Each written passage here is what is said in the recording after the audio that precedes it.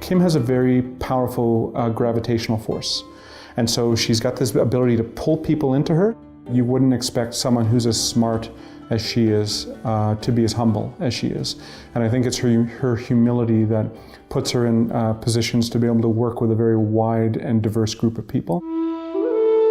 I grew up in rural South Dakota on a Dakota reservation. My mother was a very politically oppositional person. Even though most people in my family never went to university, my mom expected that her 4 children would, and because that's the only way out of poverty.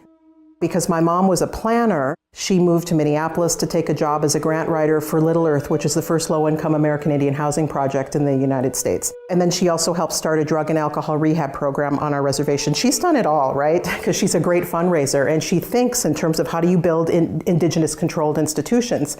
So that's the model I grew up with. So I thought, well, I'll be a planner. I went to university. I have 2 degrees, one in community planning, a master's in environmental planning, and I worked as an environmental planner for Environmental Protection Agency, Department of Energy as a contractor, an Indigenous environmental research organization for about 10, 12 years.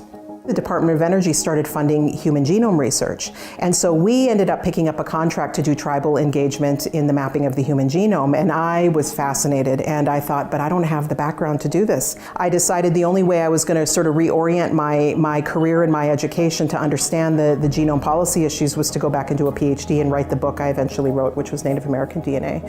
So I applied to graduate schools only with writing that book in mind. I had no desire to be an academic. I didn't want to be a grad student. I just thought I'm going to get through as quickly as I can, write that book, come back out and work for these tribal research organizations.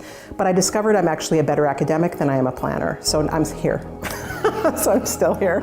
If we diversify science, I do think we'll change it.